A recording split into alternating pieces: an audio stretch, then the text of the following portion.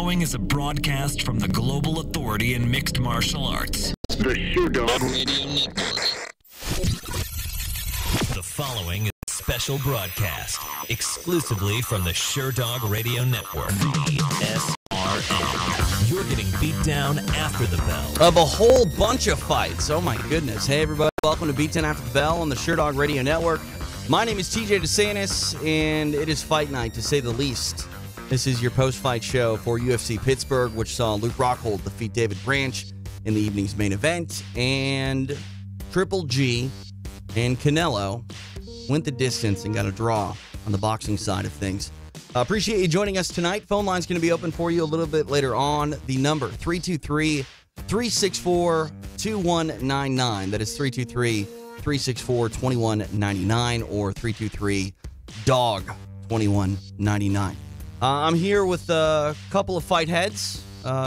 Generally joining me as of late, it is the one and only Mr. Anthony Walker. Ants, appreciate you coming in on fight night. It feels like the Super Bowl in a lot of ways, because not that it was just a huge night for boxing.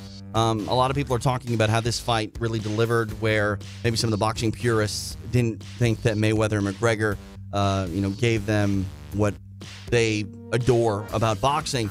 But the fights from the boxing standpoint as well as the mixed martial arts standpoint went above and beyond tonight. And I think everybody's pretty happy with what they got. I don't see how you're not happy with what happened tonight. Just on the action side, I mean, we'll get into some of the judging later. But as far as the action, you couldn't really ask for much more. I mean, I was having a great time. I had my screen up with boxing on one side of the screen, MMA on the other, and just going back and forth, sipping on my Dr. Pepper, having a good night. He was with us for the Mayweather and McGregor match, and he's back tonight. Gary Randall back in studio. Welcome back again for Beatdown After the Bell, Gary. When you look at this boxing match, I mean, you've been around boxing pretty much your whole life. You competed, you've covered it. What did you walk away from this matchup as opposed to the Mayweather-McGregor matchup? Well, the fight was different on a totally different level, being that this was really the two top champions of their divisions. They both cleaned out their divisions, and they were fighting. This was just such a high championship-level fight in boxing. Mm-hmm. It's something all the purists, all the real fans that tuned into McGregor, Mayweather, they kind of knew what they were going to see in boxing. With this one, they didn't know what they were going to see. Right. This was, how is this going to turn out? It was a great fight. Well, let me ask this, though, Gary, because I think that Mayweather and McGregor, it delivered more than what a lot of the boxing purists said it was going to. So, from an entertainment standpoint, a lot of people were happy.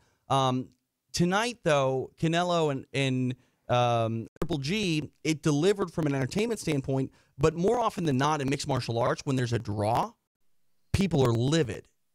Generally, that's not the case, though, it seems, in boxing. Well, no, that stands true in boxing as well, but it's the fact that both guys really did what they said they were going to do. And right. So I think the fans, I think the viewership is satisfied with what they got. Got it. So the draw, obviously, it's not a conclusive winner and a loser. Are you upset with the draw at all? Do you feel that one fighter did enough to walk away with the decision? And also, too, where do we go from here? I mean, this was a very anticipated matchup. You mentioned that both fighters have cleaned out their division, so there's that need and desire from the fan base to figure out who the better boxer is. If you don't get that, I mean, to me, it seems like the most logical choice is probably a rematch. Well, I didn't have a problem with it being a draw. Mm-hmm. I thought it was, at the end, it could have gone either way. I had it 115, 114 for Canelo. It's as far as getting a rematch, I mean, hey, to me, that's winning. Right. We all win. I'd love to see these guys do it again. I do think, as far as the rematch goes, we can only I think we're only going to see Canelo get better. The boxing purists always like to say, "Oh, this is boxing's last great matchup." I've never seen more doomsdayer people than boxing guys for whatever reason, or a good chunk of them. Anthony, you came in here tonight and you were singing the praises of this match, saying that boxing's having a better speedier than MMA by a long shot. How do you feel, though, about this decision? Do you feel that you didn't get what you paid for at all walking away with the draw? No, I don't mind the draw. Just like Gary, I don't mind the draw. I had it scored 115, 113 for Triple G. I think that was that, and Gary's scorecard of 115, 114 for Canelo makes a lot of sense to me. I don't understand the 118, 110 scorecard. That one to me is just outrageous. You got to move to your right a little bit. Sorry. Yeah, that one is just outrageous. But I think the action delivered in a way where if you really understand what you're watching and you're trying to keep score of the fight as it's going on, you can understand there are close rounds. There were several close rounds there that could have swung it one way or the other. So I'm not mad at that draw at all. And quite frankly, it was going to be a rematch either way. Do you guys know off the top of your head? I obviously didn't watch the fight. I was watching the UFC in here, which we'll get to momentarily. This is still the Sherdog Network where we focus on mixed martial arts.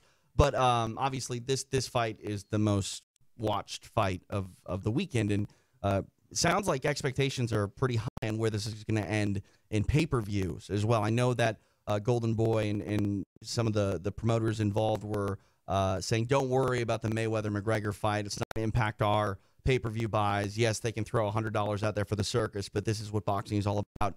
Obviously, the buzz was right where you would think it would be for such a fight like this. But, looking at it, I'm curious, the scorecards, you say it's okay with the draw. Were the judges in line, Gary? Do you know what the scorecards read off the top of your head? Well, the one judge, the story of the scoring is the one judge that had it 118, 110 for Canelo. It was Adelaide Bird, I think. Yeah, that was a bang up Adelaide. Bang up. That was an out-of-line score. I mean, it's so blatant. And the really unfortunate thing here is, I mean, she could have scored at 115, 114 for Canelo, and we have the exact same result. Right. But because of that margin, it's just unbelievable at that point. So, see, I have a problem here because going back to the Mayweather-McGregor fight, I didn't think any of the judges were giving Conor as much credit as they should have.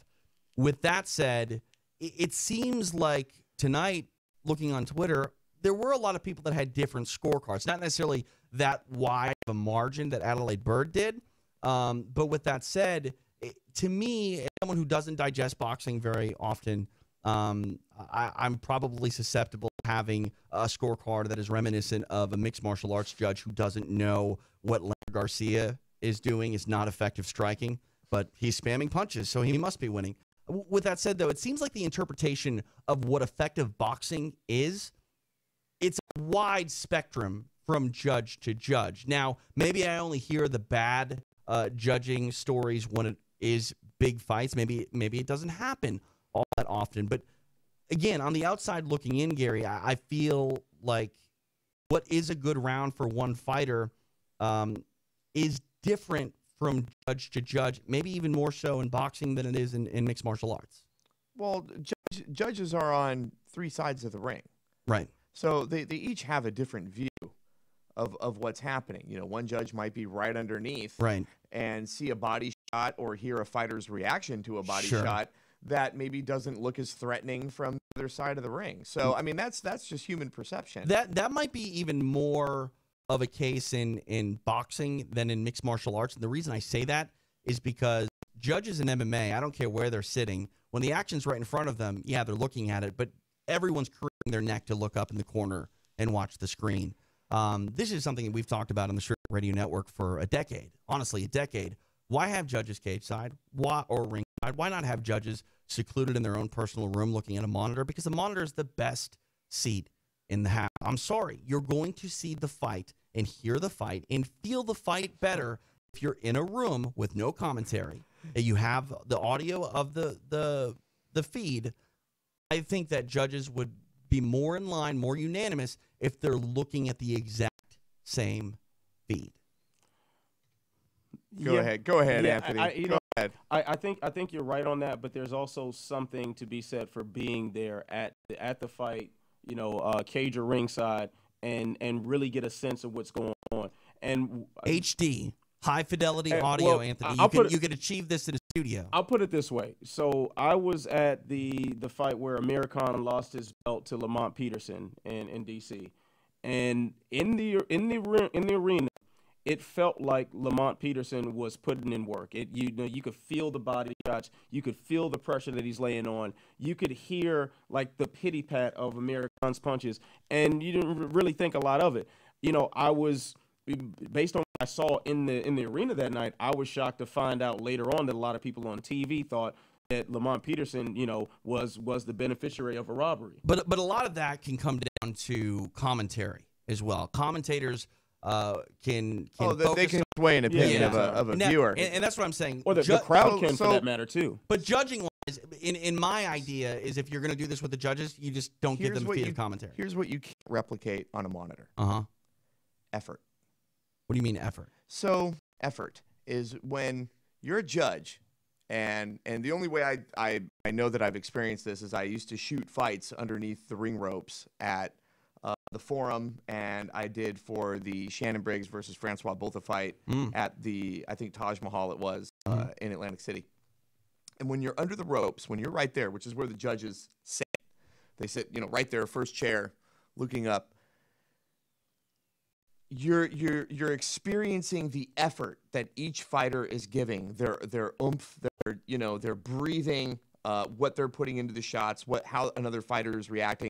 You cannot experience that on a monitor. Is effort a criteria in the 10-point must system in boxing? 100%. Because I know that in mixed martial arts, it's based on effective striking, grappling, aggression, and octagon control in that order.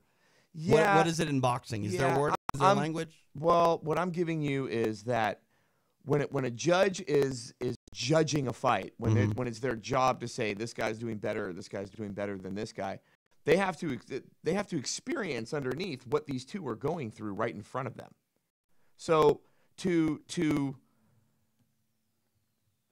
be able to hear breathing, to be able to hear effort, grunts, receiving grunts, giving grunts. You're saying it tells a story more. It can tell the story of a round. It can tell the story of which guy you'd rather be, or what the champion was doing versus the challenger.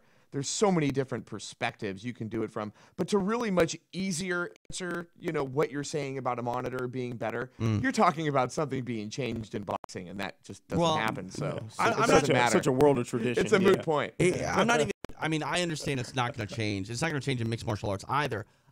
Sports fights technology a lot, and I'm okay with judging the way it is. I just think that when you bring up the argument, there's judges in 3 different parts of the ring, that's why, let's destroy the idea that 3 judges are seeing 3 different fights. But it's like saying in the NFL, why can't there then be unlimited challenges? I wouldn't be opposed to that. Here's what I would say. So, I would be opposed to unlimited challenges. I wouldn't be opposed to a team of officials reviewing essentially every play on the fly and going, they messed up. We need to interject here and do what we need to do. You get 3 shots, and that's it. So if it's a perfect system, it would be unlimited. But it's not. A monitor is a monitor, replay, even 360-degree view is still not a perfect system. No, I understand. And neither is having a human judge. No, well, I think having a human judge is the most imperfect system. But that's neither here nor there. Any predictions as far as pay-per-view buys go? Because I started, at the top of this program talking about the pay-per-view buys and what was projected to have a huge impact on this fight based on Mayweather and McGregor, the $100 price point. Anthony, you and I were talking a little bit about the buzz and the intrigue for the fight, feeling it. I said to you, that still doesn't put dollars in people's pockets who already spent their entertainment budget over the last 30 days. It was 3 weeks ago tonight that Mayweather and McGregor did work. So maybe people that, did the money down for Conor and Floyd, have replenished it and it's a new month. But with that said, what do you think the pay-per-view numbers are going to be for Triple G and Canelo? I'll be surprised if this didn't do 1 million. I would definitely be surprised with that. I got a tweet from the main man, Dave, hours ago or an hour ago, something like that. You're talking Dave Andrest, yeah. He works with me at Invicta. Yeah. So he said he'd be surprised if it goes over 400K, which is low, right? That is criminally low, in my opinion. Now, my perspective it definitely can be a bit skewed. You know, I work at a boxing gym and during the day, and throughout the big fights that I've worked there for, I've never heard the buzz and excitement that I did around this, to where everybody's got a fight party, everybody's inviting everybody to everyone else's house. It's just like the talk in the gym today was all Triple G Canelo, to where I literally walk in the door to the gym, and one of the other trainers is recording everybody for Snapchat or his Instagram story, asking your prediction on the fight while he's wearing his Triple G shirt. Like, it was, and everybody's showing up in Triple G and Canelo shirts. It was, I've never seen that. Okay, so let me ask this. Over there. There's two ways to win in combat sports, and I'll throw this at you, Gary. You can walk away with the actual decision or, you know, a stoppage, but you can also raise your stock sometimes even in defeat. Whose stock is higher coming out of tonight's match? I think Canelo. Think so? Hands down. Well, you have to look at it like this. Here was the kid. Canelo's the young challenger, right? But he's a champion. He's a young champion. He moved up to 160 to fight Triple G. He had, fight with Chavez before, and then the Triple G fight. That's so far been his experience at 160. Canelo's only going to get better. He's only going to more grow into middleweight. He's going to improve on his performance tonight. Triple G is 35 years old.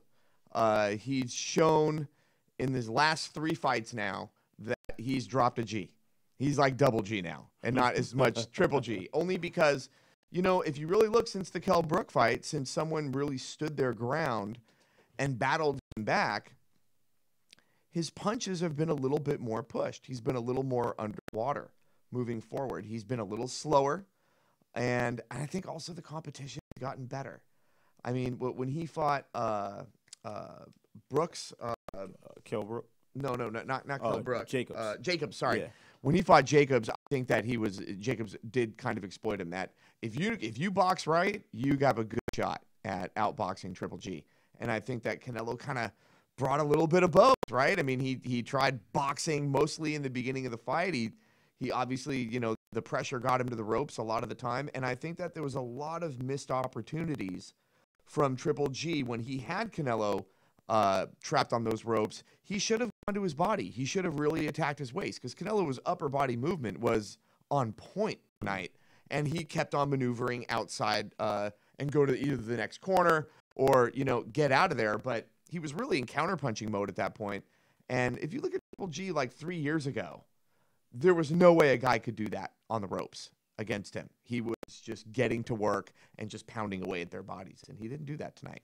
Well, I think Triple G's stock went up as far as perception from fans. I think guys like us are a little bit too close to it to really to be able to see that worldview a bit more, because we're looking at, we're comparing him in the Jacobs fight. We're comparing, Canelo, what he looked like against Austin Trout, and whatever other fights from either gentleman's past to create the narrative that we're discussing right now. But in the future, Triple G secured what's going to be his biggest payday tonight. He also showed, a lot of people's scorecards, mine included, had him winning. There'll be a lot of fan sympathy toward him in this, because they feel he got robbed. You see when Canelo looked like he went off the gas in the middle rounds, and he stopped, like he was still trying to be in counterpunch mode, but wasn't quite pulling the trigger. And see Triple G just keep coming at him and coming at him and coming at him. That stuff right there will endear him to fans. And I think while Canelo has never been the stereotypical Mexican fighter, Triple G has embodied that sort of role. And this, I think, plays into that narrative even more. And I think distances Canelo from that stereotypical Mexican style of fight. Well, Canelo is definitely a boxer puncher, and Triple G's a puncher, without a doubt. I think they made they're going to have a rematch. Is going to be big money for both guys. Oh, yeah. I think Canelo got $6 million for tonight, and Triple G got $3 million. Are they getting a cut of pay-per-view? Do you know? Oh, of course. Okay, yeah. I'm about to say, I didn't know if this was like the Aram special where, Well, listen, Oscar Golden King Boy prices. Promotions was actually founded on the whole point of giving fighters a cut once they get to that certain level of that back-end pay-per-view. You got to remember, Golden Boy was actually started with De La Hoya, Hopkins, Mosley, Barrera. I forget who else was on the team, but yeah. So they do offer those guys pay-per-view back-end bonuses. The talk of boxers making more money than mixed martial arts stars is never going to go away when you have guys making multiple millions of dollars on paper, event after event after event. And those are guarantees, TJ. Right. That's what I'm saying. They're going to make more than that. I mean, you talk about the pay-per-view dollars. I am in line to believe Dana White and company when he says that guys are taken care of. Yes, certain guys are taken care of. There are a ton of boxers out there that don't make any money. Okay? There are a ton of boxers Most of them. I mean, it's not that every boxer, every main event boxer is making millions of dollars and, guaranteed money and pay-per-view dollars. But when you hear the multiple millions of dollars that are guaranteed for boxers, it's insane. It's insane. It's a scaled revenue model. Right. Now, is there any way, though, do you think, Gary, because, I mean, you've been around mixed martial arts for a long time. You know the business model. Is there any way that we will get more guaranteed money for more UFC stars in the near future to end this hot conversation that always seems to come up when there's a major boxing card compared to a major mixed martial arts card? I think UFC has proven that when fighters get that big and they build this big stage, they're going to take care of those fighters. Right. And in order to do that, you do have to be special. You have to stand out. You have to fight a lot. You have to, maybe the stars need to align, whatever, but you need to seize that opportunity to do it. And Dana and company seems to actually show, in my opinion, that, they do. They appreciate that. Now, I think for the future of UFC, because listen, Conor's not the last mega star the UFC is ever going to have, and Ronda wasn't the last mega women's star that the UFC is ever going to have. I think in the future you'll see things maybe like profit sharing, maybe there'll be some types of like IRA deals or 401k matches that they're going to be doing with fighters, and maybe get fighters into a better financial position or to think about their future better. I don't think it takes that much effort to do that. But I think they're getting there. I mean, it's a process, and they need to make money too, right? I mean, they're putting on the whole show. Their company just sold the last of its stock to Fertitas for an evaluation of $5 billion. Yes. They're definitely making money. But there's a big nut to pay. No, for sure. Every month on that loan. Well, not only that though, Not only that though, too, is the Fertitas. I mean, they did this. This was still on their watch.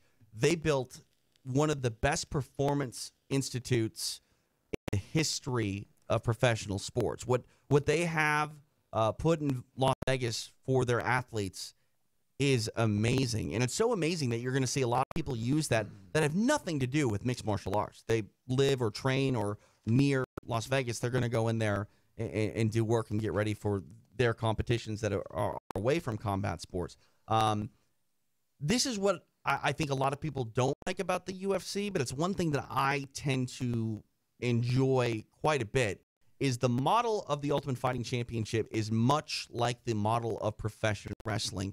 They're a promoter, yes, but they don't have, a stable of 20 guys or whatever, and then cross promote. I like the fact that the UFC is completely in-house for a variety of reasons. It's a league. Right, it is. And that is vastly different from the way that boxing is. And maybe you can point to that being the difference of why fighters make what they make. The UFC has to take care of 500-600 guys. Right. Where a Golden Bob Boy... Arum takes care of whatever his roster is. And De La Hoya, same. I mean, help me out, Gary. What is the roster of Golden Boy? Do you know off the top of your head? It's nowhere near the UFC. No, it's probably about 40 fighters deep. Yeah, I mean that's what the UFC was like in 2002. I don't know what Arum is, and I don't know what. But I mean, like, I think anything had like stable. 35 guys or something listed last I checked on Wikipedia. Yeah, I mean, something like that. Boxing is just a whole different thing because every fighter in boxing has a manager. Yeah, right. Pros and cons to both models. Sure. I mean, oh no, there's way more pros to the UFC model than there is to the boxing model. The one thing that I think boxing is an entrepreneurial model. Right. Yeah. The one thing that people, though, don't like about the UFC, and this is something that Josh Gross used to harp on this program a decade ago, that the UFC is really not interested in co-promoting. You know, if you have a fighter under UFC employ, we're not going to let him go fight Bellator. We're not going to let Bellator come in here and fight us. When you actually look in history and hindsight, show that the UFC co-promoted more than anybody, sending people over to Pride. Pride never let anybody really into the UFC. That could have been the strategy of a case study, man. I mean, I don't know what's in their head. Well, I don't think anything is in anybody's head. I just think that the UFC has always just been more a professional wrestling business model than anything. It's just promotion first and fighters and everything second. Yes. And when it comes down to it, there are a handful of fighters that are able to reverse that dynamic, and those are the ones that get paid. The Connors, they stand the Ronda, out, right? They make the stage bigger. They change the game. Mm-hmm. So yeah, when you're on the world stage and you have to get taken care of if you want to keep them there. No, of course. All right, let's switch our topic to the Ultimate Fighting Championship. They were live tonight at PPG Paints Arena in Pittsburgh, Pennsylvania. Luke Rockhold victorious in the night's main event. He defeats David Branch. The end comes 4 minutes, 5 seconds of round number 2.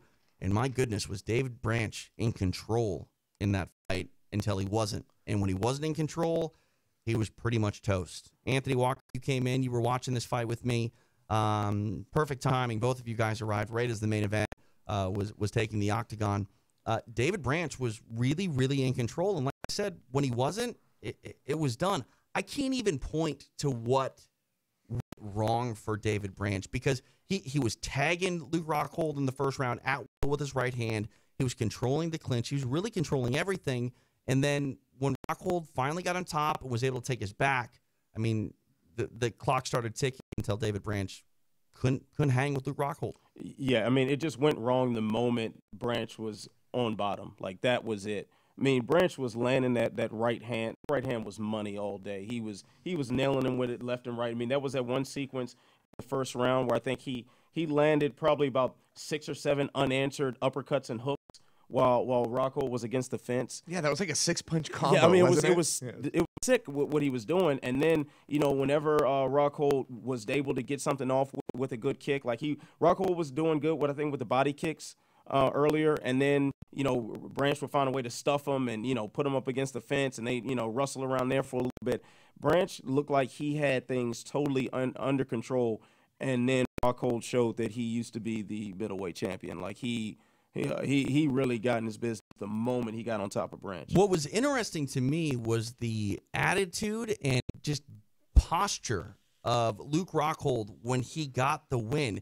He walked away like he wasn't in control, or like he was in control of every second of that match. I mean, he got his ass kicked the first round, and he was getting it put on him for a little while in the second round. But I don't know if this was just him looking at the world and going, yeah, look, I was a little bit overconfident against Michael Bisping. I came in tonight.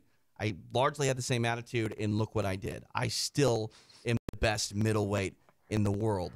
I don't know if that's necessarily what he was doing, but one thing I will walk away with from the way that he acted after the fight, Gary, is that Luke Rockhold is still the same person, and largely, for better or for worse, is still the same fighter. I saw no difference there was no departure of attitude in Rockhold from Bisping to this fight. I honestly think that Luke Rockhold is best when playing the heel because I've met Luke. I think Luke is a truly nice guy. I do. But not everybody comes off as the lovable kid next door. Luke Rockhold comes off as a skater, surfer, punk who also can get paid a good amount of money to model, and he can date pop stars, and he destroys people, and maybe every once in a while he's going to get beaten in a fight that he shouldn't, and people are going to pile on. But what we saw tonight is when that happens, he comes back, and he's still Luke Rockhold. Yeah, he's still the guy that, like, wears the high school Letterman jacket. Like, that's like he is the quintessential jock. Like, that's just Luke. But I will say, who would play Luke in a movie? Ooh. I think Patrick Swayze. I can see doing Patrick Luke Swayze Rockhold. would have done well in that. Oh man, what's that guy's name? Zac Efron. Zac Efron. That's Luke Rockhold. Zac Efron is the guy to cast, actually, yeah. Yeah. Zac Efron might be a little bit too likable. He's too short, maybe. Maybe that's it. Maybe Definitely short. too likable. Way too likable. Yeah, way too likable. But like you need a guy that isn't necessarily a heel, but you have to have every guy in the room kind of be a little bit jealous. Just be a little bit like I don't like the fact that he has that and I don't. Well, I think Rockhold's cockiness comes off as a way more sincere than like Conor McGregor's cockiness. Yeah. Like Conor McGregor is like villainous, like a super villain, and Luke Rockhold's like the dick that lives next door and drives the super sweet car and has the new hot girlfriend every week. I feel like Conor's putting on a show, and I think Right. with Luke, we're getting the real deal. Like, I mean, that's Luke. What you're saying is Conor McGregor rents the car, Luke Rockhold owns the car. Right, he is the car. Right. Yeah. Got it. Yeah, but I wonder how much of the earlier minutes of that performance was could be attributed to the layoff. How much of it was stage rust. I don't remember how long ago it was. It was probably 6 or 7 months ago. Rockhold was on the Anik and Florian podcast, and John and Kenny were asking, when are you coming back? What do you want? Where do you fit in this division? He didn't give a shit. Like, he had no fire underneath his statements. Just go, you know what? I don't know. The UFC's got to make it worth my while. UFC's got to do this for me to come back. And it's like, you just lost in a huge upset. He's passionless, man. Like, well, what do you mean the UFC needs to, like, you're the one that needs to win something back. The UFC doesn't need to win you back. But again, I think if Luke were to have any other sort of mindset, it wouldn't work for him. He needs to be who he is to be successful in my mind. Seems like the kind of guy, like the fireman that comes in your house and he'll just bang your wife. Yeah, I can see What Luke kind of doing movies are you watching? Well, the movies where I think Luke Rockhold could like play the dude, because I'll tell you this, his cockiness is so sincere that I just believe him. I just think, okay, well, Right. either the guy just needs to get his ass kicked, and then that happened. Right. But look at the confidence that he had in this fight. I mean, he wasn't gun shy. He got tagged. He got tagged. Oh, he got yeah, tagged. well, we were by talking 5-6 times. We were talking stock earlier. The stock for Luke Rockhold's chin through the roof again. I don't, I mean, if anybody lost faith in his ability to take a punch in the Michael Bisping fight, he has restored that at least a good bit tonight. Because, like you said, I mean, it was 5 or 6 really hard punches. The hardest punches that David Branch could throw in the fight, they happened early. They connected. Rockhold stayed up. A lot of fighters, after they've had something like that, they want to test themselves out in the fight. They invite that to actually happen. They want to get through it. Because in the gym, you can't even mimic it, right? Well, it's. I don't think you can mimic the same effort. Right. I don't think you can mimic a guy fighting to win a fight under the big lights, right? And that's his job, is to do that. I think he came in and he dealt with that, and he dealt with that like an absolute champ. Didn't flinch from it at all, and then he really did what he was supposed to do in the end. I mean, Yeah. What was interesting was it was just so Blanch's fight to lose. Right. I mean, I don't get it. It's like he pulled a loss out of the jaws of victory, and I can't comprehend it. It happened so fast. Yeah, it was really just like a blinding speed that it just suddenly changed. Like we were in here singing Branch's praises, and then next thing you know, he was tapping the strikes. It was just like, what? But why didn't he scramble? Why didn't he show any kind of sense of urgency? I think it wasn't like Rockhold like leveled up out of nowhere. Well, but Rockhold is a nasty top game grappler. We saw that with Weidman. When he gets on top, like you have to worry about his ability to submit you, because he has the ability to submit you. But when he throws strikes, when he incorporates strikes into his top game, it's very, very difficult to wear that pressure. Why didn't Dave Branch scramble? Because Luke Rockhold had amazing hips on the back right. He was able to flatten Dave Branch out without really like getting a half Nelson or anything like that to stretch him out. He was able to really sort of just hip into him and force Branch belly down. And when you're belly down like that, the already devastating strikes from Luke Rockhold intensify, because not only is there less movement for your body to absorb those strikes, but the referees can get closer because you can't move, you can't defend yourself. And that's what I thought was really interesting, is Dave Branch was looking for a way out, and the referee wasn't giving it to him. And Rockhold wasn't going to switch up and look for a submission. He wasn't going to go for the rear naked. He wanted to pound this man out, and it happened. In the Fight Finder, it says TKO, but in parentheses, submission to strikes. Luke Rockhold got a submission, and honestly, it was the most alpha submission you can get when you beat someone into defending themselves and tapping out. And what a dominating performance after being dominated for Luke Rockhold, hands down. I don't know where it goes from here. You have Michael Bisping and Georges St-Pierre fighting. Is this the type of performance that makes Luke Rockhold jump the line at 185? Why doesn't he fight Weidman again? I think we really have to see. We have to see what happens with Bisping and GSP first, because we have an interim champion in Whitaker who's supposed to be waiting in the wings for the winner of that. I mean, I would like to see Whitaker fight Luke Rockhold. I would like to see that too. Yeah, I mean, but he needs to wait for his fight against the winner of Bisping. Yeah, and he's got like a knee surgery or something too. I don't know. Is he rehabbing it from the Romero fight? Here's my thing. That Whitaker-Romero fight should have not been for a title. It just, hands down, should not have been for a title. Didn't need to be for a title. Okay? Now, you have this interim champion, Luke Rockhold. If Luke Rockhold needs to sit behind, I mean, if Michael Bisping beats Georges St-Pierre, which I think is very likely, I really do. If Georges St-Pierre is vintage GSP that we saw at 170 pounds, I'm not talking about the man that fought Johnny Hendricks. Because the man that fought Johnny Hendricks, if he shows up to fight Michael Bisping, he's definitely going to lose. But if GSP is the guy who fought John Fitch, Jake Shields, Matt Hughes the second time, if that GSP shows up, Michael Bisping could be in some trouble, but I just don't see it. Not after that long layoff, not at a weight class higher. And also, too, Georges St-Pierre isn't in his 20s anymore. Your body is going to react differently. Now, especially to a fighter like Michael Bisping, right? Who was a successful 205er and now a champion. I mean, once you become a champion, your game goes up a bit. It's a scientific fact. Well, let's look at Michael Bisping's run. I don't want to take away anything from Mike at all, but he beat Anderson Silva in a fight that he essentially got knocked out in. Anderson celebrated on the cage, which really gave Mike more time to recover. Fight goes the distance. Bisping gets his hand Who won raised. that next round? Man, I don't even remember. Bisping. I think won that next round. This was almost 2 years ago at this point. Then he goes on to fight. Is it Rockhold next? Henderson.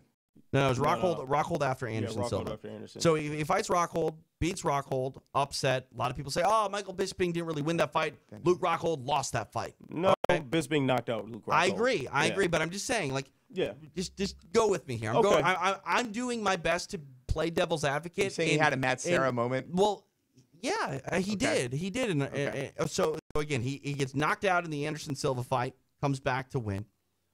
He beats Luke Rockhold because Luke Rockhold's a cocky punk. And then he fights Dan Henderson. I scored a fight for Dan. I think he scored a draw. So it wasn't an overall impressive performance for Michael Bisping. Now he's going to fight Georges St-Pierre. If Michael Bisping didn't go on this run, doesn't beat Anderson Silva, doesn't get the title fight with Luke Rockhold, doesn't beat Dan Henderson, Michael Bisping is still the guy that we look at that is going to walk away from mixed martial arts, pointing to most of his losses due to fighting guys that were on TRT. And when he tells his kids, his grandkids, his story of being a mixed martial artist, he's going to have to look at him funny because he can't see. Like, Michael Bisping is a guy that lost a good chunk of his vision and a lot of his fights to people that were on steroids. That was his legacy prior to this run. So when you say that Michael Bisping has elevated his game, yes, he has. But if you're a detractor, you can still say that Michael Bisping isn't even the best middleweight in the world right now. I would agree with that. Yeah. But what he has is activity, and he's battle hardened. What do you mean activity? It's almost been a year since he fought. Well, before that, he actually did have activity. Right. He had a stellar last year. Well, I'm just saying he battle tested, kind of like almost like what Cerrone is. He was just fighting. He had his armor. He doesn't give a shit. He just goes out there. That's right, man. He's a scary fighter for anybody to fight because he's not afraid to lose a scrap. Right. He's not afraid to just get in there and mix it up and fight to win a fight. And I think that as a champion, especially when he's going to end up fighting GSP. I think GSP is going to really feel a lot of hurt after the first round and kind of wonder, what the hell am I doing coming back here and doing this? Because I think Bisping is really the worst guy he could do it against. And Bisping is a different kind of striker than George. So when George kind of stands in front of him and mixes it up, he's not going to be as comfortable as I think he thinks he will be with He's Mike a on the scramble feet. striker. Right. And Bisping is a very, very underrated striker. Yeah. I think a lot of guys, ask Kung Lee what Bisping striking is like. Kung Lee was one of the most ridiculous strikers that we've seen in the modern era of MMA, and he got tooled like that. Bisping scrappy. is Bisping scrappy. It's like the perfect combination of technical striking with the boxing, with the Muay Thai, and that mentality that he's ready to brawl. I really would have rather seen GSP fight Wonder Boy. Well, I don't know why they didn't do that. Well, they train together, Yeah. so I don't think that they want to fight one another. I don't know But much about MMA. with that said, if GSP's going to come back, which obviously he is, to me, I mean, it's not maybe as money a fight as the Bisping fight, but you have him fight Tyron Woodley. I mean, Tyron Woodley is the welterweight king right now. George St. Pierre is the welterweight king of all time. And the fact that that fight isn't happening, we'll see what George St. Pierre looks like at 185. But if that fight doesn't happen and George does stay active, I think it's a travesty. I do. Maybe things change at welterweight. I know Tyron's getting surgery for his labrum, and I think he has some movies to film. But with that said, George, at some point, if he's going to stay active, needs to return to his division and at least attempt to take back his crown. I don't know how much George really wants to fight, honestly. Well, why is he fighting at middleweight? Well, again, it's the money fight. It's honestly the money fight Has he for him. ever fought at middleweight? He's never fought at middleweight I think before. he sees this stylistically as his clearest path to being a two-division Come champion. on. Has he ever? He's not a two-division. Oh no, that's very real. That's real. That's what he. I think That's what this is. GSP's Yes, That's what this is. Guys, That's but the opportunity. You're acting like 155 is an option, though. Like, this is the only option if he wants to be a two-division champion. Like, this is George St. Pierre. But that's still the entire motivation for the comeback. To fight at middleweight was sitting on the table for him for a long time. Maybe he couldn't make the weight when Anderson was the champion. Yeah, but here's the thing. At least that's what he said. Here's the thing. For me, why is George St. Pierre coming back? Because the UFC sold for $4 billion, and they have no pay-per-view stars right now. That's why George St. Pierre is coming back. George St. Pierre can sell 1 million pay-per-view buys. What about that Jon Jones guy? He's coming to Japan, I think. Oh, okay. Coming to a Japan near you. Or an Indian reservation near you. Oh man, I don't know. I don't want to go down that road because That's a dark place right now. Seriously, man. That is just a dark. Even people in boxing have been talking about that guy. Because Jon Jones is the greatest fighter of all time. I'm sorry. Yeah, as long as he's all time. As long as he's roided up. That's what you say. That's what you say. That's what everyone's. Would he have been such a great fighter if he wasn't stacked? I mean, I know that he's tested positive for a banned substance twice. Okay, twice, and that was in the USADA era. Prior to that, Jon Jones never tested positive. They have to make a sport where it's all legal. Yeah, it's called Ryzen in Japan. Oh, it was called Pride Fighting. Let's see superhuman combat. It was called Pride Fighting I'm into Championships. I mean, it was called. That's Japanese MMA. Like when you would sign a dotted line in Pride Fighting Championships in the early 2000s, it said in big bold letters, "We will not be testing you for anabolic agents." No, but I mean, can you imagine Bisping like on something? What's Bisping to the 20th power? Oh, he would be unstoppable. You know Alistair I mean, he would be absolutely unstoppable. You're talking about a scrappiness that's in this guy, and if he's been going up against that and he's made it this far and became champion in this sport, yeah, I'm telling you, man, GSP is just he's going to be looking in the abyss. You say, what does superhuman combat look like? Yeah, it looks like Vitor Belfort. Vitor Belfort has been 17 different. I mean, Vitor Belfort is the clear example. Lesnar is always. But isn't Vitor more like a testosterone thing? And is testosterone really? Well, why is testosterone so frowned upon? All it does is make you feel young and keep your vigor. Well, I think testosterone's medicine. So, okay, so I don't want to get completely derailed, but why not? I brought this up on Beatdown yesterday. I asked the question, and I'll ask you guys this because I didn't have a co-host yesterday.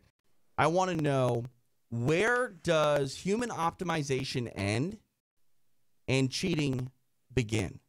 Because if you look at the banned substance list, it's not all anabolic controlled agents and substances and steroids. Deer antler is on the banned substance list. That's a natural supplement, okay? Why is deer antler on there? Because hang on. Let me finish. all right. Let me state my case. Deer antler, I don't know why it's on there, but to me, to be on the banned substance list, more than likely, the results that you derive from the substance you're taking actually works. It actually makes you a better athlete.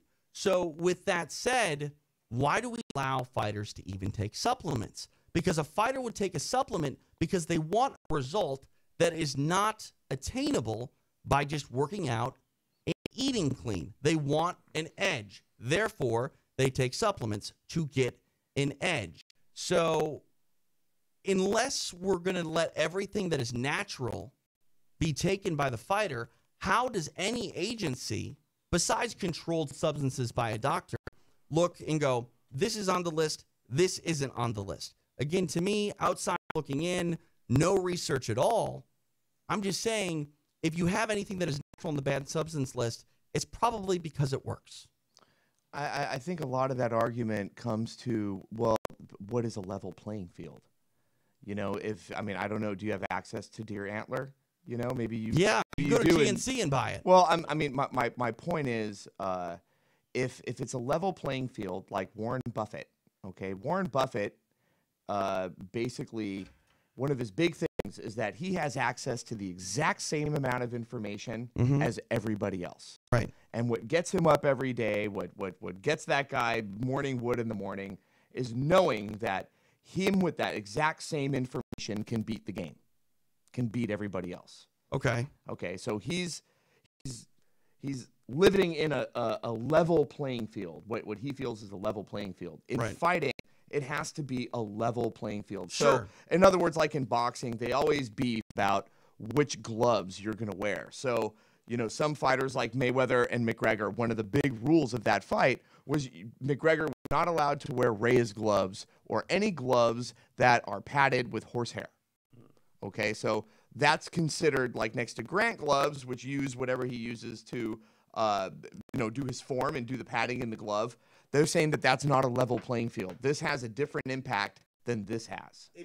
If both fighters are allowed to use the same gloves, then it's a level playing field. Correct. Now, how do you achieve that? The internet, with supplements, the internet, and fighting. The internet. Tell me. Everything is available on the internet. I got kitty litter brought to me tonight while I watched the everything fights is available via if you know the the dark internet. web.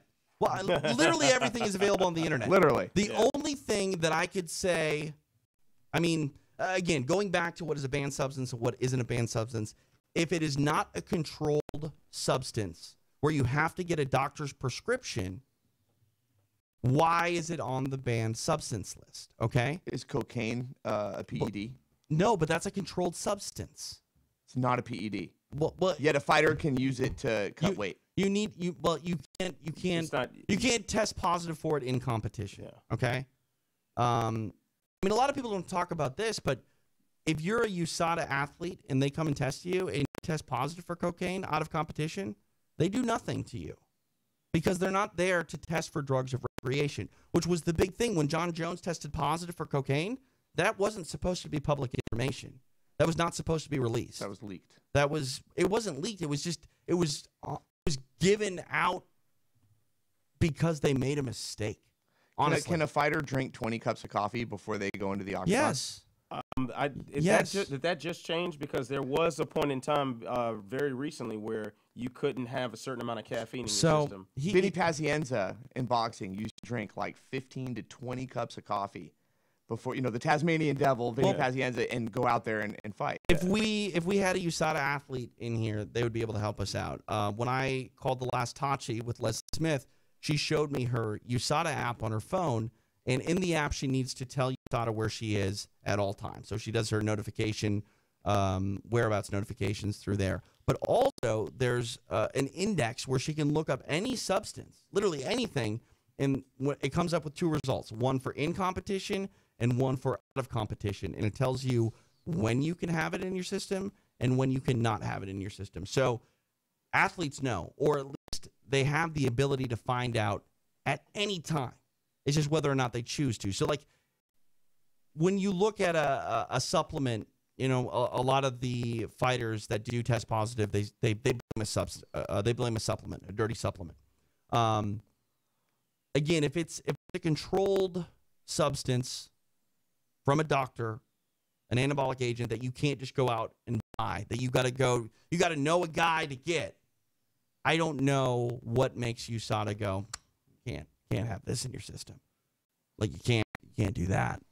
Like, anything that is... You got to get a list of their criteria, which they probably do have on their website. It's on their website, and it's also in this app. So they all have it there, and they'll test your supplements. So what does that say about an athlete who, this is their life, this is their livelihood, this is their job, the gym is their office, they go to work in the cage, right? They do this for a living. It shouldn't, if you're a professional fighter, shouldn't you be a professional athlete? And as a professional athlete, it's your responsibility. I agree with you 100%. And therefore, he's condemned, man. He's done. Well, I mean, he's going to get a 4-year suspension. He'll come back and he'll fight. Will he still be the same? I don't know. You bring up the question about being a pro athlete. I've always said that there are 3 general personality types that make up mixed martial arts. There are the athletes, there are the fighters, and there are the martial artists. And yes, there's crossover and there's hybrids.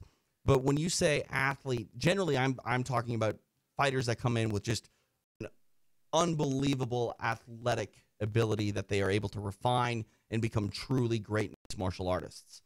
But you can also use the word pro athlete as someone that conducts themselves as a true professional, that makes sure they eat the macronutrients to a T every day to put the best fuel in their body. They get up and they, like George St. Pierre has... For all sports. Right. St. Pierre has fantastic athletic ability that he has harnessed and gotten great results from in the gym. But the way that George treats his body, except when he plays hockey and then has 2 quarter pounders with cheese and poutine, he's a machine. He's so... he restricts everything, and he makes sure that his body doesn't have luxuries that most people do. Even his contemporaries, you know what I mean? You'll see fighters fight and they'll have a war, and then later that night they're just destroying pizza and drinking beer. You're not going to find that from George St. Pierre. You're just not.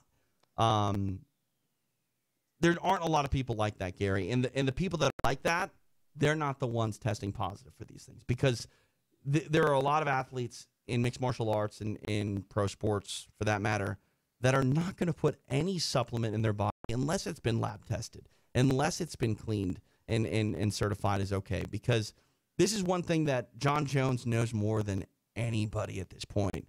Perception is reality. And, you know, it's the fool me once, shame on you, fool me twice, shame on me. Just keep fucking up over and over and over again. I have no time for you. I don't care about PEDs that much. I really don't. I've divorced myself from the idea that there is a level playing field and that everything is good and clean. It's just not. When there's hundreds of thousands of dollars, if not millions of dollars online, people are going to try to get an edge. Either they're going to get an edge through banned substances, or they're going to try to mimic the results of banned substances by taking supplements. And Jon Jones, to me, I don't care if he took a banned substance. I really don't. I think he's one of the greatest fighters of all time. But that said, you can't constantly look into the face of the rules and go, I don't care. By the way, on YouTube, you're seeing me give the finger. Like, you can't do that, because if you do that, you're not going to be licensed. And if you're not licensed, you're going to go to Japan. And if you're going to go to Japan and continue to fight, you're not going to answer any questions. You're going to be a guy that got run out of town and had the opportunity to be the best fighter of all time. I'm not talking about the best mixed martial arts. I'm talking about the best fighter of all time, the biggest brand, the guy that looks like he's playing a video game. He destroys people. And you know what? It doesn't matter anymore. No. It matters to me still because I think he's great, him but it plus doesn't matter. Else. And even if it wasn't, it doesn't matter, because perception But it is was, reality. though. But you can't say even if it wasn't. I can't say that, but you can't say that either. Of course you can. No, you can't. Why? Because he was tested for fights. He defended his title how many times? He was tested in all of those fights. Right. He passed. Those were all USADA test? Not USADA, No. but at the time. Now, USADA's changed the game, yes. But the bottom line is this. It sucks, I know. The bottom but line is this. He did everything that was required of him, and he passed for a very long time. But it doesn't matter how many times you get it right. I'll never forget this. Nick Diaz tested positive for marijuana. I don't know how many times. I stopped counting. Okay? But he fought Hayato Mahasakurai in Japan, and Cesar Gracie called me, his manager, and said, hey, just want to let you know that Nick Diaz, he tested clean, his drug test. Why don't you write a story about that? No, you don't write a story for doing what you're supposed to do. You don't write a story for paying your bills on time. You write a story because you were delinquent and they repossessed your Rolls Royce. You can't make your payments. That's the story. The story isn't, oh, I did everything I was supposed to do. And when you don't do it one time, it's pretty bad. When you don't do it twice, that's what you're known for. And Jon Jones will be known for In the forever. case of Jon Jones, I think he's like kind of the case of it's a lot easier to ask for forgiveness than it is to ask for permission. Yeah. And when it comes to the Diaz brothers, I think the difference there is they don't do either. Yeah. And, Well, they don't give a shit. And Yeah, that's they right. They genuinely don't do care. either. And that's just a difference in how those being caught are presented to the public in the media, and how these guys conduct themselves with the media. With Jon Jones, I mean, I'm sorry, but he's the boy who cried wolf, and at the end of the day, everything he does is erased, man. Well, It's done. Jon Jones might be a sociopath. Because the reason I say that is because you have to be a unique individual to just not care, but also to break down and cry, and then again, seemingly not care. Like if you do what you did to lose your title after being Ovince St. Preux, and granted it was an interim championship, say what you want about it, but he messed up one of the biggest paydays of his life at UFC 200 and cried, and then seemingly did the same thing in the next fight. Dude, this is a guy. I'm sorry to paint such a character picture or really profile someone, but dude, this is a guy that left a woman injured in a car. Yeah, and, a pregnant ran woman off. broke her arm. This. You know what I mean? Well, I don't That's- think he knew she was pregnant and That- that at the that's- time. That is after saying it. I and killed it a makes it squirrel in worse my than car what once it and I is. felt terrible. Like, he doesn't have a conscience. He did that. That's sociopathic. At this, so that it, No, Yeah, there's- stop. there's- Hey, that's it. Hey, we're forgetting the biggest thing here. There's- He hit the woman in the car, And he ran came back. away, and he came back to get his weed. yeah, No, I think he came back left to get the his- weed. to He get came back money. to get He the came back cash. to get Oh, money. left the Sorry. weed. and Maybe took off. Right. He originally came back, I think, for the Funyuns, and then grabbed the cash and forgot about the Funyuns. Right. Because So there were Funyuns and weed in the we're car. talking about You know- a very special personality type. And as far as people he doubting also what he saved did, someone from getting mugged Yeah, he did, a yeah. year earlier Well, or that was whatever. the day and of the that Shogun got, fight. you know, The Yeah. day of the Shogun. I mean, we're looking at, in all respects, good and bad, we're looking at Yeah. a very unique personality. Yeah. Someone who thinks it's a good idea to do coke, 2 weeks before they're fighting Daniel Cormier, a special personality type. I think he just You know, doesn't have that's not- self-discipline outside Yeah, of there's training. Yeah, there's some disconnect there with the rest of the world with Yeah. how he operates. So, apparently, how long until someone comes up with the idea that Jon Jones has multiple personalities? Because what you just described is two different people. Honestly. I think But a we lot should of have come to people that are like conclusion that. already. Yeah, a lot of people are Oh, like sure. that. I mean, I'm different. I'm different on the air than I am off the air. You know what I mean? Not that much. But no. But my point is well, actually, this is actually, I think, a decent analogy. When I turn on the microphone, I know there are things that I can say and there are things that I can't say. John seemed to know that at first. You remember how John would come out and he would, just be like the first thing that John had held against him was that people felt that he wasn't genuine, that the things that he was saying were contrived and rehearsed, and people didn't like it. Yeah, they were. Yeah. so. But I mean, at one time, he at least had the idea, I need to uphold a reputation of a champion. And it all went away. I mean, I'll never forget this. We've done the Bruce Buffer podcast now for 9 years. And one of the early interviews that Bruce did was with John.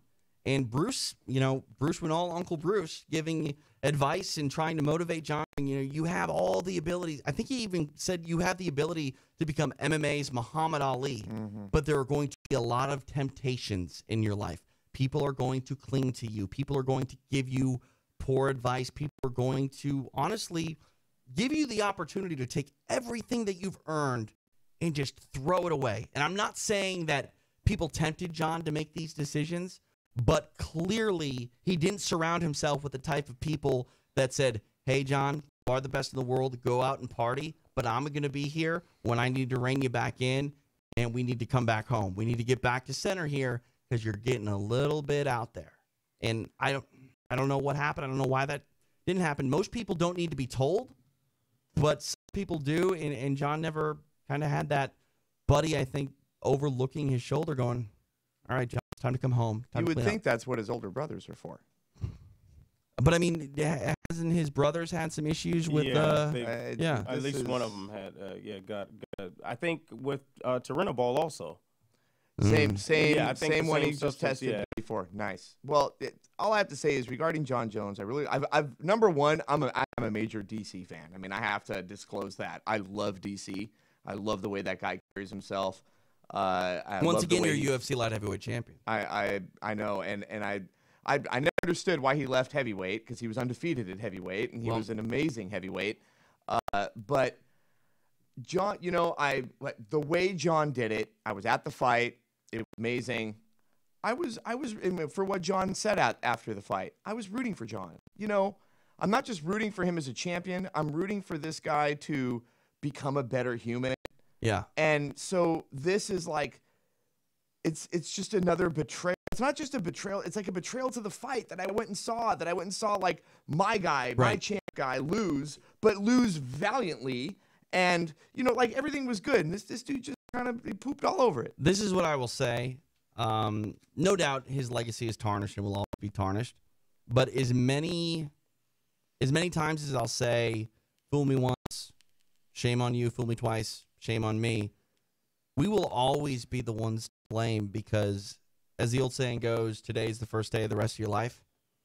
You can say that every time about second chances. And even if it's your third or fourth or 40th second chance, you're going to be afforded it if you have the ability and talent because the world loves a redemption story. And I would love it if Jon Jones somehow came back.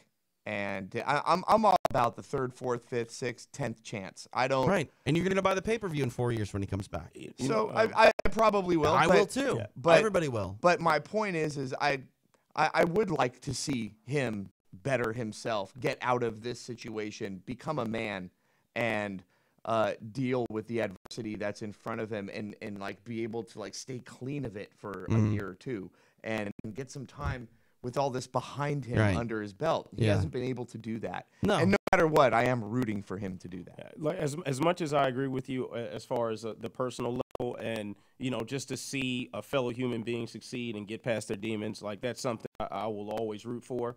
But as far as a consumer and a fan of mixed martial arts, like I don't care about that narrative with him anymore. Like I simply just. Well, he doesn't deserve. Yeah, it does. It doesn't mean it doesn't mean anything to me. I think what means more to me at this point, Jon Jones as the mixed martial artist, if he were to come back and just embrace the fact that you are now the biggest jerk in MMA, and I will pay to watch you whether you win or lose. I'll pay to see you destroy somebody so I can be angry about it.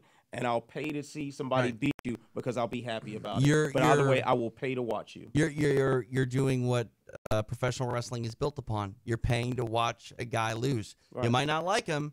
You'll still pay to watch him fight because you want to cheer against him. Mayweather got my money plenty of times because of that. That's why they call him money. Yeah.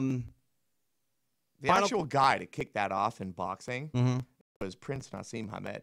I remember him. He was something else. He was the man. I mean, Mayweather kind of built his whole thing around. Actually, Mayweather was challenging Hamed when Hamed was at the top of the game. Mayweather wanted to go down to 122 and fight Hamed for his title, but Arum. That's when he was with Bob Arum. They couldn't make that happen. Yeah, I remember when he worked over Two Johnson. Oh man, that was a fight. But yeah, that guy, Prince Nassim was something else. Well, Wait, Nassim did not fight Too Sharp. He bought Kevin Kelly. You're thinking about Kevin. Oh, Kevin Kelly. You're Okay. thinking about Kevin Kelly. All right. Too Sharp was undefeated. Before we get too crazy here and go down another rabbit hole, phone lines are open. 323-DOG-2199 at 323-364-2199. Wait, is it 2991? 2991. Are you sure? Yeah, absolutely sure. Dang it. Yeah, so I had to change that on the thing. All right. And then I have a couple of MMA questions I wanted to ask you guys. Sure. Okay. So I have one question for you real quick because I wanted to get to it to tag off because we're not too far away from the Jon Jones case. Okay. Let me ask you this. Who's more likable, Jon Jones or Luke Rockhold? That's such a great question. Luke Rockhold. But he's so smug. I know what I'm getting. Yeah, I'm gonna side with you on that one. You at least feel a level of sincerity from Rockhold. Yeah. No, I mean, I think it comes down to sincerity. Like Luke Rockhold, if he's a bad guy, it's because you don't like his personality. Jon Jones, if you think he's a bad guy, it's because he's just all sorts of different Because he people. lied to you he's and also- he, like- because he's done bad like things. raised Like- you. Yeah. Like it's sincere as well, but it's a different kind of sincere. It's like when if I think about like why people don't like Luke Rockhold, they're like, oh, Luke Rockhold. But when you think about Jon Jones, you're like, Yeah, it's a difference. You don't want to between- get any of that on you. Yeah, you think of Rockhold and be like I hate him. He's so handsome. And Right. and with Jon Jones, like I can't stand him. He's done some really bad things. Yeah, I mean, Well, that's Jon a- Jones that's a also big like difference. a pay-per-view was coming up. He's supposed to be there. He didn't show up. Yeah. Right. It's happened more That's than a good point, once. yeah. Like, Right. You're supposed to come on. I mean, that's why there are 3 title fights in that's why I know who he is. You Right. know what I mean? And so when That's you don't true. show up, that's I mean, Jon kinda stood Jones me up a couple times. Jon Jones is known by a lot of people for his fuck ups. Like that's the bottom line. And he has they're so epic. many great things. Like he's bipolar. Like he's not bipolar, but his accomplishments are bipolar because they're the highest of highs and the lowest of lows. So let me ask you some questions Yes. then. This is called Who Could Kick Whose Ass? I love this segment. Okay. So who do you think could legitimately just kick Luke Rockhold's ass? Who in the UFC could just go in and like, oh no, At- Luke at shouldn't middle- fight that dude at yet or middleweight? something. At middleweight. At middleweight. I think Whitaker could do it. Yeah, I mean, Whitaker's Australian, right? Is he Right. Australian? Or Yeah. from New Zealand. He's from Or New Zealand. Kiwi. They're crazy Kiwi over there. Yeah. Those are like rugby players, all those guys. I mean, I saw Michael Bisping kick his ass, but I wouldn't pick Michael Bisping to beat him again. Okay, so who do you pick to just kick his ass? I mean, Dave Branch kicked his ass in the first round. I don't. Luke Rockhold is a guy that I think can lose fights, but I don't think we're ever going to see him get just completely leveled again like he did with Bisping. I thought we were going to see it again tonight, though, for a good 2 or 3 minutes. I was like, oh, man, this isn't going to be good for Luke. But with that said, like, you're only as good as your last fight. And while this last fight for Luke Rockhold tonight wasn't a stellar performance, but he walked away. I mean, if you only saw the last 30 seconds, you'd be like, Rockhold's back! You know? So I don't know. Does he lose another fight? Yeah, he'll lose another fight. Does he just get his ass kicked? I can't see it. Bisping, he just got his ass kicked. I mean, that's just what happened. I know, but it doesn't Went out happen and he again. got his ass kicked. I still say the verdict is out on Rockhold as far as a comeback because I want to see him fight again sometime soon. I want to see if that was ring rust. And I don't want to take anything away from David Branch. I think he's somebody who's been criminally slept on, and this was a 2-division champion in WSOF. The guy is legit as it gets, outside the UFC. However, I just want to see, was David Branch, were we underestimating David Branch coming into this fight, or was Luke Rockhold just not quite himself because it's been quite some time since he's been in the cage and he battled injuries throughout most of that time as well? I got to ask you a question, I just and don't think Yoel Romero kicks the shit out of Rockhold. The thing, Romero can beat anybody in that singular moment, Right. but Romero lays out clear paths to victory against him. It's just that one moment, if the soldier of God decides to show up in that third round, it's not many people going to survive that. no, I mean what Yoel Romero did to Chris Weidman was terrifying. Yeah, that was like the scariest Terrifying. thing I ever. think Romero just kicks the shit out of Yeah, Rockhold. I but- think he treats him like a rag doll after 4 rounds. Romero is capable of doing that, but he's also just capable of completely shitting the bed. And I think that in that fight. maybe he would, if Yoel Romero were to land on Luke Rockhold like David Branch did tonight, yeah, I think he might get steamrolled. But I don't know. Again, you're only as good as your last fight. In the last 30 seconds, Luke Rockhold was perfect. And I kind of feel that right now. Okay, So, up next. Okay. All right, here we go. hang on real quick. I need one little production meeting. You did the Jordan Breen show Yes. on Wednesday. How did you get the phones to work? Because I can't get them to work. There is. I had people make sure that they left a message, and then I would call them back. Okay. This is ridiculous. Leave a message. Yeah. Leave a message and we'll call you back. 323-364-2991. We got to write that better. 323-364-2991. All right. Who kicks whose ass? Okay, so now we're gonna venture to the welterweight division. All right. Okay, so who just thoroughly, like, who would Tyrone Woodley just not be able to hang with in the welterweight division? Young, it doesn't matter. You can go as young as you want. I will say this. I think Tyrone Woodley hangs with prime George St. Pierre. So I don't think there is someone to say right now. True champ. Well, That's it. well, He's king of the I division. think, no one think better. stylistically, Masvidal might give him the most headaches, but They know still, each other too. Yeah, I but mean, he's still. But Woodley is still. Woodley, you can favor him to beat just about everybody. Well, the thing that stands out about Tyron Woodley to me is going to be something that a lot of people don't like about Tyron is his intelligence in the cage. He will fight any way he's that very he scientific. needs to win. Yeah. And it might be dog shit for you to watch. But that's what champions are made of. The guy that can slow everything down, be very analytical about it, and go out and effectively employ that strategy. And one of the biggest things that I will say about Tyron Woodley that is a huge asset for him is Dean Thomas. Dean Thomas and him get along very well. Dean is a fantastic coach, and Dean is responsible for not only Tyron Woodley's success in a lot of ways, but also Amanda Nunes. He spent a lot of time with Amanda. He is one of the best game strategists in mixed martial arts, hands down. Fantastic fighter, even better coach.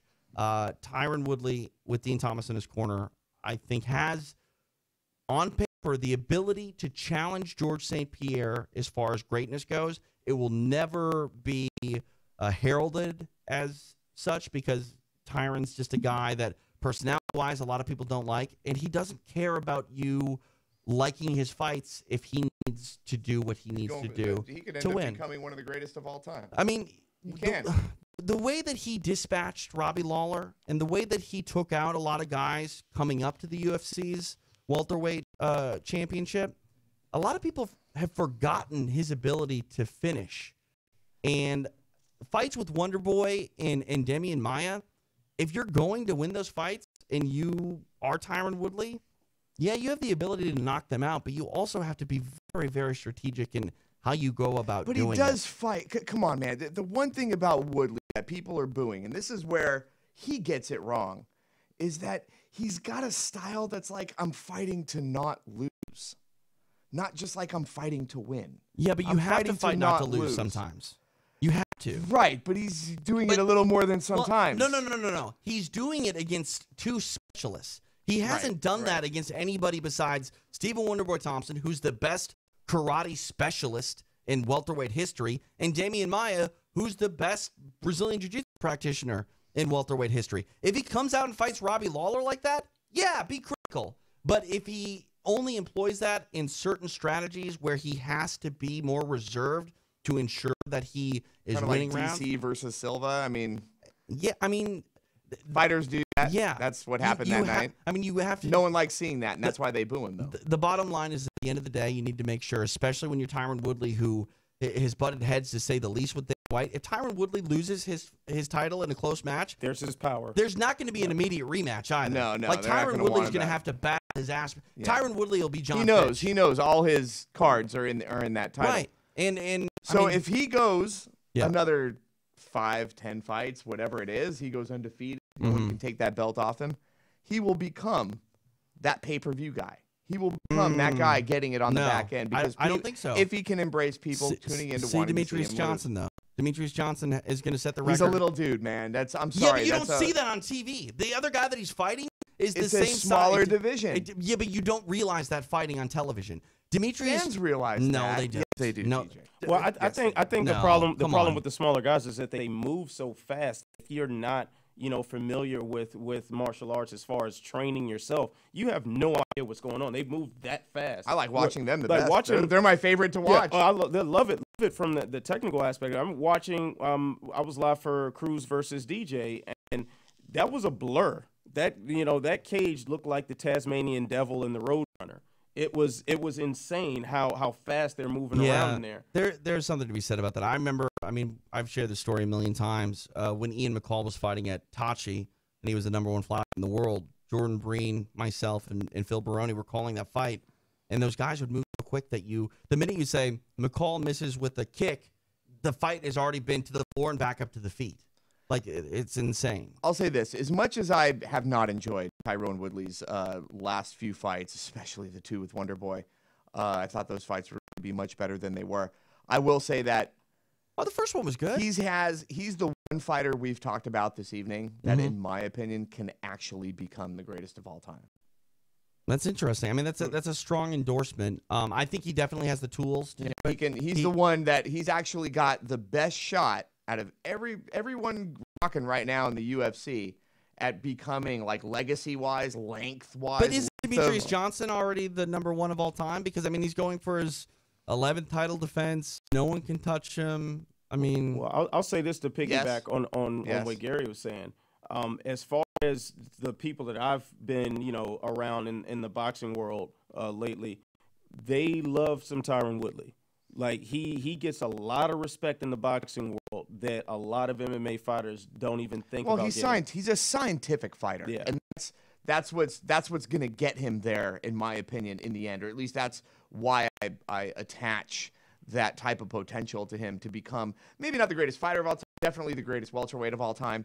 Only because I don't see anyone else that has that road in front of them where they've kind of already cleaned out their divisions. I just asked you guys about anybody that could really kick his ass, and there was really no one on the horizon.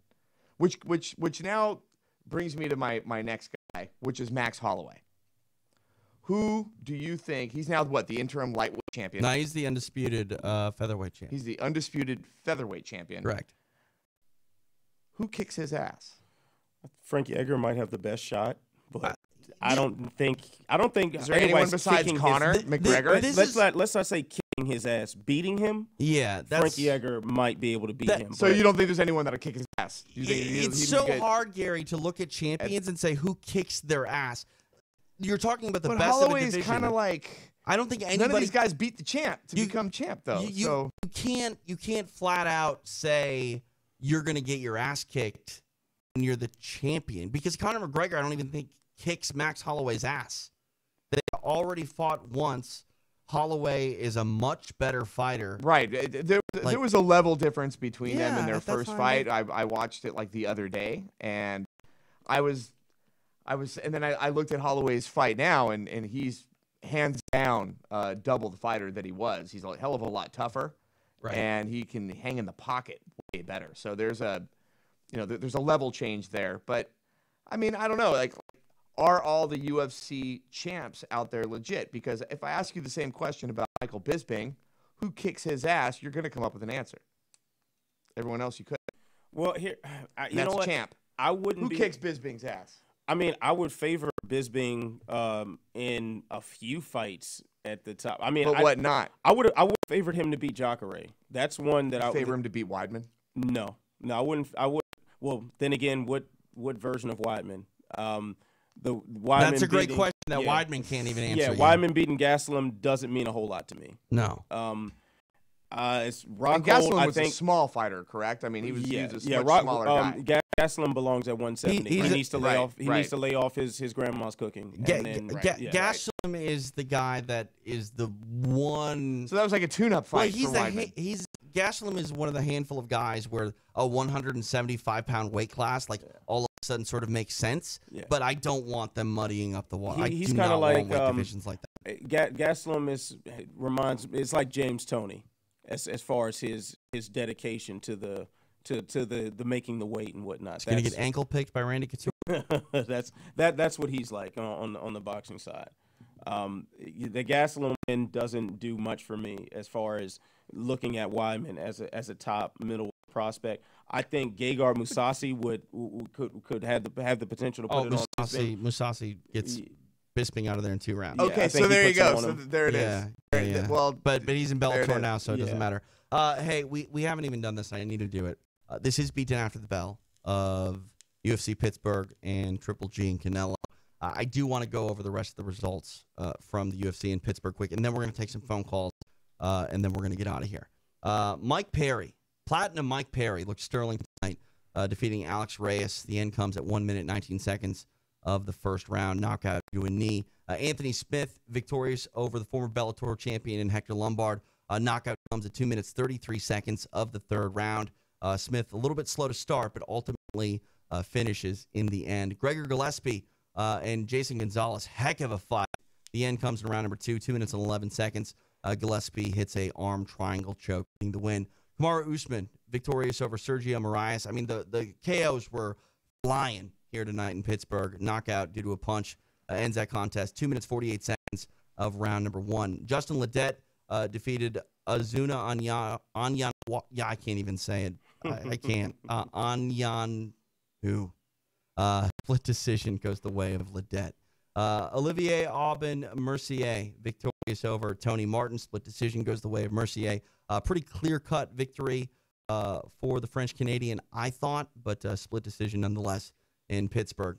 Daniel Spitz, victorious over Anthony Hamilton. TKO punches ends the contest at 24 seconds of round number 1. Uriah Hall, victorious over Christoph Jocko. TKO punches, a heck of a fight. Yeah, comeback of the year candidate. I mean, I was thinking about your article about these fighters need to protect themselves from times, and then Uriah Hall comes out there and comes back. Us wrong, just right? ridiculous. Because I mean, I put a tweet out there, Anthony. I saw that. Like, my tweet said Uriah Hall's corner needs to be real honest with their fighter here and stop the fight if the referee doesn't stop the next round if the same sort of thing happened. And then I quoted my own tweet and was like, or they can just tell me to shut the hell up because it was ridiculous. I saw your tweet as like I go to my phone to make some tweet of some little sarcastic comment about the result of that fight, and then I see your tweet and just had to laugh. Yeah, this is what makes martial arts so great. And then in the opening contest of the evening, Gilbert Burns defeated Jason Sago by knockout, 4 minutes, 55 seconds of round number 2. I mean, the action was fast and furious tonight in Pittsburgh. And, I think Pittsburgh was the city that Czech Congo and Pat Barry had that crazy-ass sure fight. Was, yep. Yeah, so Pittsburgh always seems to get the action when it comes to the Ultimate Fighting Championship.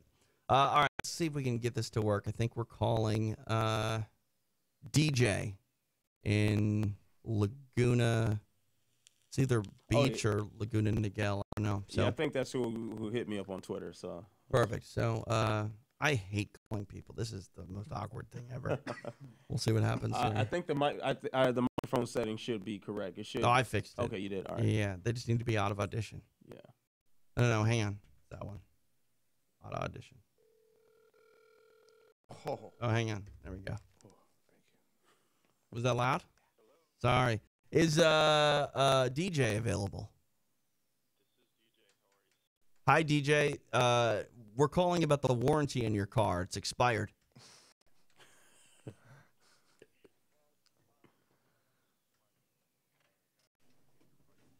I got you. Tell me your thoughts on Jon Jones, DJ.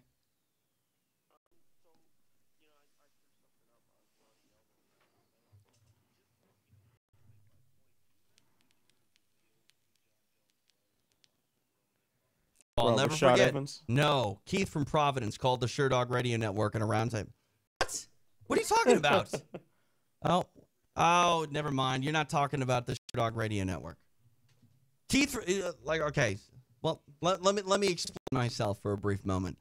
This guy from Providence, Rhode Island, who called the Sherdog Radio Network all the time, called us on the Sherdog Radio Network roundtable for UFC 87, which was in Minneapolis, Minnesota. And Jon Jones was fighting Andre Gusmao. Do you know who Andre Gusmao is? Do you remember? Yeah, I remember that fight. Do you remember Andre Gusmao? Barely. Do you remember what he did before coming to the UFC? No. He was the International Fight League light heavyweight champion. This was Andre Gusmao's UFC debut. People thought that Andre Gusmao was going to rip up the division. And I'm sitting in section 241 of the Target Center in Minneapolis with my Sherdog.com credentials, meaning we're not allowed in the building unless we buy a ticket. And I'm watching the monitor from my third-story seat, and I can't tell if this man named Jon Jones is throwing spinning back elbows or doing matrix moves. And the only reason I even knew who Jon Jones was is because Keith from Providence called in and said, hey, you got to look out for this dude named Jon Jones. He trains with the Bomb Squad in New York, and the guy's a savage. Speaking of savage, and everyone else on the round table, they all picked Andre Gusmao to completely destroy Jon Jones, and everybody had to eat crow. And then I went to the Fighter Hotel because I'm doing post-fight interviews, and I can't tell if the man that is in the lobby is Jon Jones or not, because I'm sitting up in the balcony. I can't. Like, is that Jon Jones? He was in a fight tonight, but he's not lumped up because he didn't get hit. I don't know if that's Jon Jones. Nobody's talking to him. It was Jon Jones. I missed the interview because I didn't know if it was Jon. I had no idea. And I looked at the Sherdog.com Fight Finder.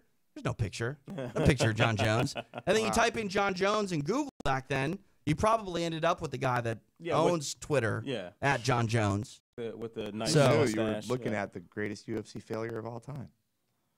I was almost going to correct you and say fighter, but you're absolutely right. Greatest UFC failure of all time. So, DJ, sorry I misinterpreted your question. Yes, Rashad Evans.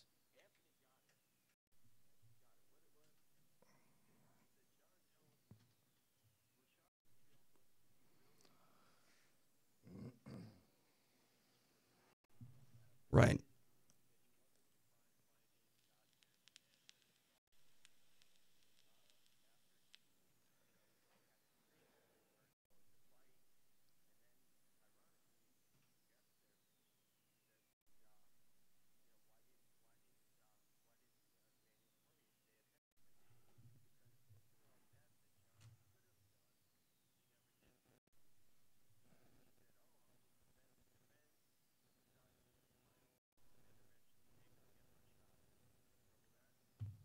Yeah, definitely remember that.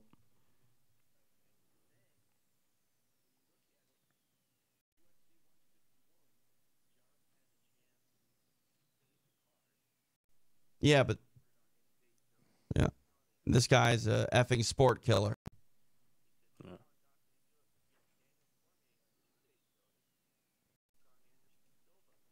That's right. Okay, let me stop DJ for 1 second though, because if you're going to blame Jon Jones for not taking the fight at UFC 151 against Chael Sonnen, you need to blame his coach Greg Jackson as well, because Greg advised Jon not to take that fight. And I'm sorry, when we're talking about Tyron Woodley here a moment ago, when you are the champion, you don't take unnecessary risks. You don't. You can if you're supremely confident.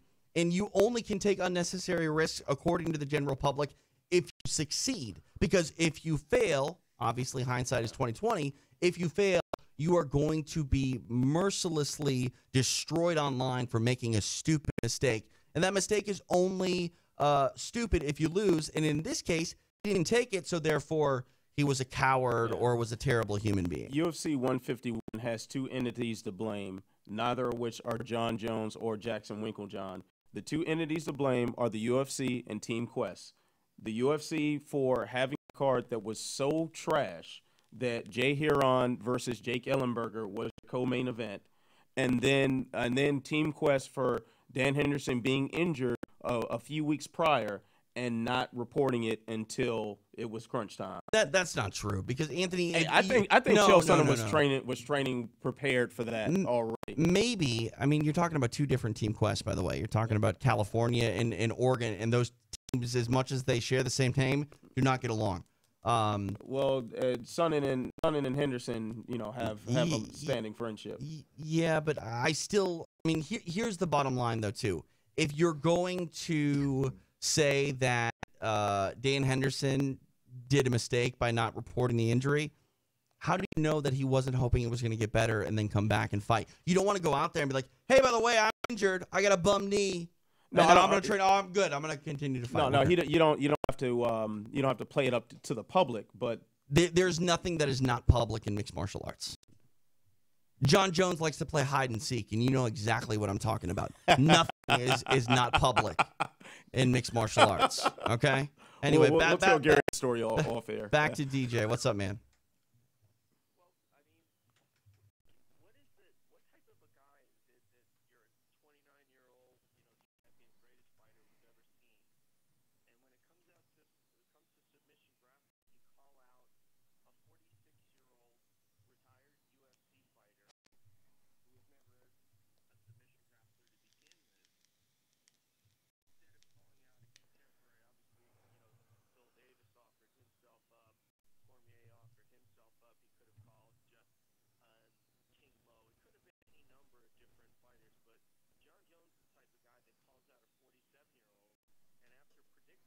Okay. Let's DJ. Hold on, DJ. Of all the guys that he named, okay,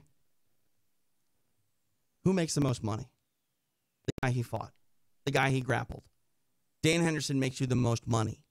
Phil Davis against Jon Jones in submission underground doesn't make Jon the most money. And it's a much more dangerous fight. What we have here is DJ is questioning the character of Jon Jones based on honest-to-goodness business decisions. Do you fight Chael Sonnen, who doesn't deserve a title fight, who will destroy your stock and your career and your legacy in one night? No, you don't do that. Yeah, but Conor did it. But Conor is different.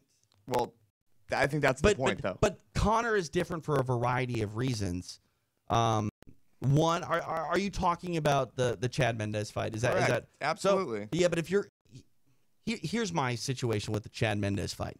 If you're Conor McGregor, you know that whether or not you're going to fight Jose Aldo now or later, you're going to have to fight Chad Mendes at some point. Why not get Chad Mendes on short notice, fat, out of shape, and just have to weather that storm? Like, the risk reward, you've been in a training camp for how long? He's going to be in training camp for 11 days. You know you have to fight Chad Mendes. While, yes, it was a lot of courage and a lot of cojones for Conor McGregor to step up and fight Chad Mendes, it was also in his advantage to fight him at that time. I get that, but at the same time, he's risking everything before he was changing the entire economy of his life. Yeah, but he also got an interim belt out of it. It still was a title fight. And they did. They put an interim belt there. Yeah, but I mean, the risk reward was still no different than if he was fighting Jose Aldo and he was the fighter that actually had a training camp. It was the exact same as it was for Jon Jones. No, it's not, because if Chad Mendes beats Conor McGregor, then Chad Mendes beat Conor McGregor. He's an NCAA runner-up. He's a guy who should be right there. He already fought Jose Aldo twice, and it was a hard effort. He went the distance the second time. Chad Mendes is a great fighter who could foreseeably win that title and be champion. Chael Sonnen will never, ever, and would never, ever be a 205-pound champion of the UFC. Ever. He was very the launch of a trajectory, though. He actually was very close to being a 205-pound champion if the ref or the doctor saw Jones's toe after that. That is true. Yeah. Right, that is true. Yeah, that looked like a hot dog that was on the grill for too long. Yeah, you know what I mean? Split down the middle. Disgusting. Yeah. You can go now, Gary. You can leave. Gary's got to go. Can I give a shout out? Can I give a shout out to Flips? Yeah. I got to give a big shout out to Flips Media, FightTV.com. They put on a sick pay-per-view stream for Canelo versus Triple D tonight, and I know they're going to be doing the next UFC as well. These guys just locked in a massive UFC deal, so if you like to do what I do and watch combat sports while playing things like online poker and just kind of being on the internet while you're watching fights and you watch it through the browser, then without a doubt, this is a very superior stream. All HD. It was sick. It was good. And I'll now be doing that for UFC as well. So I just want to give a shout out to those guys. Hey, you guys all have a great night. It was a fun night of fights. Stay put, because I want to talk to you just a little bit off the air. We're gonna wrap it up anyway. We've been going way too long, and might as well just call it an evening. Oh yeah, sorry, Reese. I got Reese from mine. He DM'd me his number to call him because he couldn't get through on the phone line. So hey, sorry, Reese. Reese, I'll call you on Monday when I do Beatdown. I'm tight with Reese. Yeah, Reese is the man. I like Reese. I'll call him I'll call him at noon on Monday. He'll be at the bar. Salute to Reese. Yeah. Good job, Reese. Thanks for listening. Night, Reese. I appreciate everybody. Back on Monday for another edition of Beatdown. We'll be back in studio for Beatdown After the Bell on October 7th. So hopefully you can join us then. For Anthony Walker, I'm TJ DeSantis. You just got Beatdown After the Bell on the Sherdog Radio Network.